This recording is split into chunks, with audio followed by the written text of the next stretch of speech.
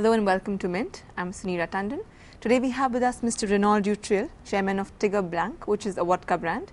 So just to start off with, you have a very interesting profile of work. You worked across sectors. You've held various positions in the French government, and then you moved to lifestyle and luxury. You joined the LVMH group.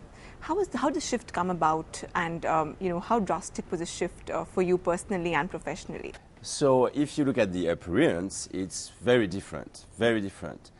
But at the end of the day, what is important in both the public sphere and business is to have a strategy, to have a vision, to be able to implement it and to motivate people. So it's something I've been enjoying in both worlds, the ability to define new tracks, innovative ways to reach a goal. And I would say it's much more difficult in the public sphere because it's very slow and it's heavy and you have the red tape. But it's possible to be creative in both worlds. So how was managing luxury labels for you? What insights did you understand about luxury consumers for the geographies that you handled? Well, it was interesting for me because I joined LVMH in 2008, just at the beginning of the crisis. So everybody was challenging the luxury products and brands, saying, do we need those products? And the answer was not a business answer. It was a cultural answer, saying, oh, look at those products. They are telling stories. They are educational. They are bringing you an insight in a lifestyle, and that is valuable. Those products are made by artisans, not by billionaires, very low-profile people who are working hard with passion. So I was working on the authenticity of luxury brands, and that has been working very well. I think that during this crisis, we have killed the show-off aspect of the luxury industry, and we have promoted the authenticity of the luxury industry. Absolutely, and from selling luxury bags to now vodka, again, how did the shift come about, and how has the journey been so far? First, this vodka is a good mix between heritage. It's crafted in old alambics in the southwest of France, in this area where cognac is born. And in the same time, it's very innovative. We have a partnership with an organization which tries to save the tigers, and especially in India. So it's kind of give back commitment of the brand, which is part of its DNA. The bottle has a very innovative design. It's a dialogue between two cultures. We have no tiger in France, so I couldn't be inspired by animals in my proximity. But I'm passionate about tigers. I wanted to contribute to save the tigers where they are. And they are still a lot, not enough in India, of course. So this brand to me is a good symbol of what luxury should be.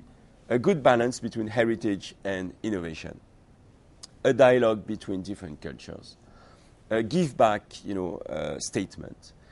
And something also which is flexible, which is adapted to women, which can be used in the mixology art, which is also a kind of craftsmanship applied to spirits. So it's a new animal coming into the luxury market with my personality. It's not part of a large global company, but it's authentic.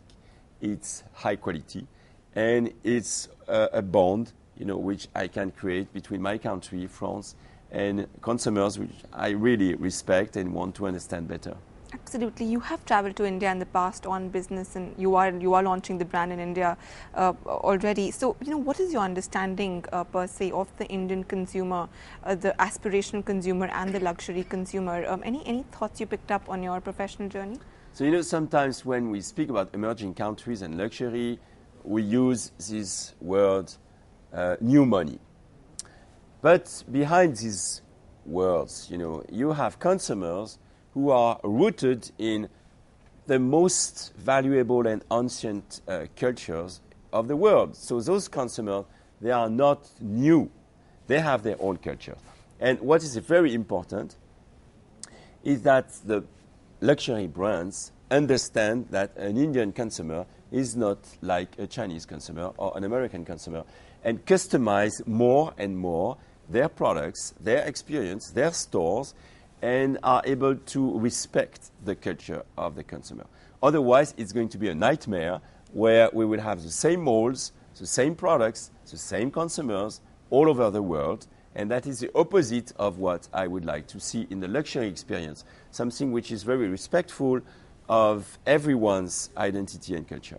But do you think luxury brands are actually doing that? They're adapting themselves to the markets, local markets very efficiently nowadays? Or do you think it's more of replicating what they do well in their market and therefore putting it onto the... Some are doing that, and some are like blind brands, trying to sell their products wherever it is and whoever it is. I think that, for instance, Louis Vuitton, which has the idea, the gene of travel in its DNA, it's a travel company, loves discovering new cultures. When they open a store somewhere, it's always with a great respect of the environment, the architectural environment. I'm working on a project in Colombo, Sri Lanka, which is a very futuristic and same way respectful of heritage project. The experience in Colombo at Krish Square is not going to be the same than elsewhere. It's going to be really unique, and that's what should the industry do more and more, because there is money in the luxury industry. This money has to be spent to promote diversity, not only the same model. Absolutely. You mentioned in your talk today that heritage is boring. It needs some excitement and innovation. Do you think brands today are doing enough of that? And what brands, according to you, are actually, be it across any category or any company? Fortunately, the consumer, at the end of the day, is the one who decides. So the brands who have fallen asleep on their heritage will have some trouble in the future. And the brands which are both respectful of their identity and able to break the rules and to reinvent themselves will win.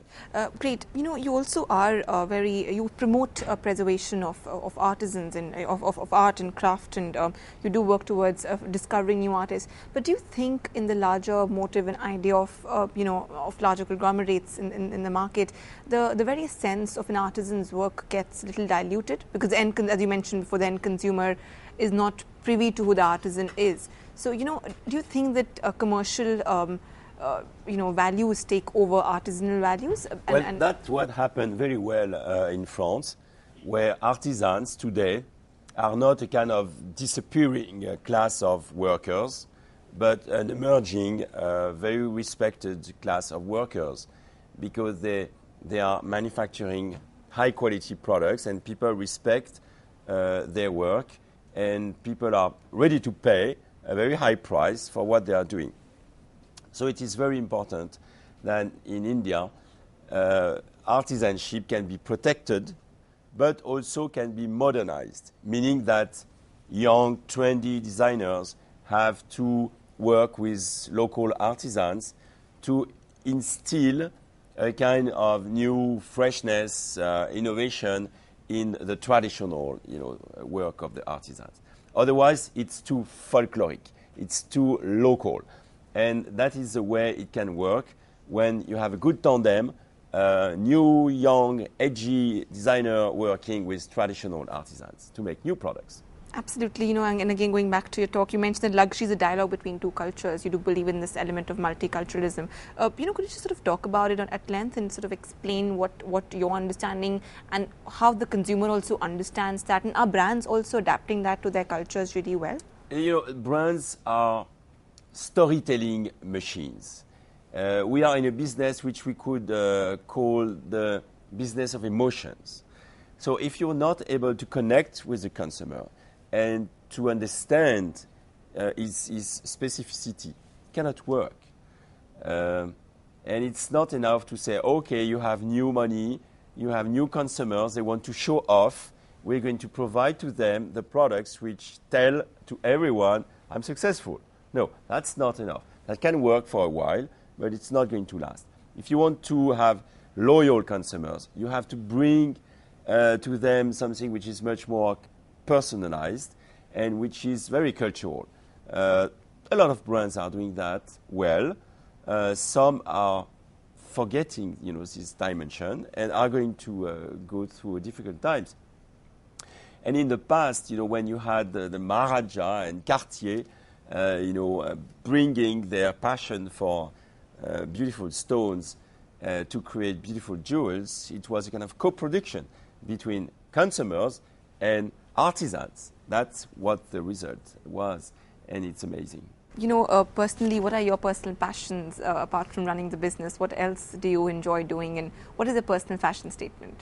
I like, leather products. I like leather as a material. My father was working in the kind of leather industry, in the shoe industry. I like shoes. I like jewels. I like everything which has the print of an artisan, because I see a kind of humble signature behind that. Artisans are not artists, but they are, in a way, creative people who have to be respected.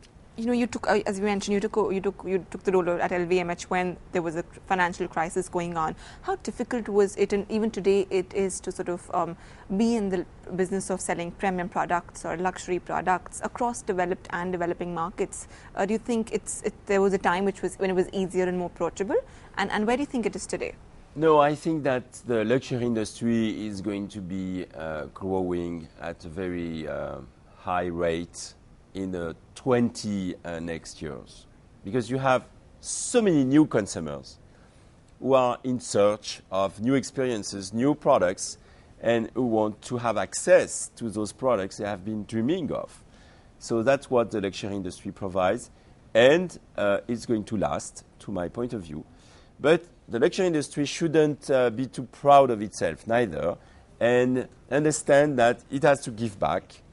It has also to allow new luxury brands emerge from emerging countries, because we need, that the Indian culture, for instance, be transformed into products, and that we can have access to those products if we are French consumers. That's also part of our search as French consumers. So it's going to be interesting to see how a country like India, many countries in fact, with different lifestyle, is able to create luxury brands in the future.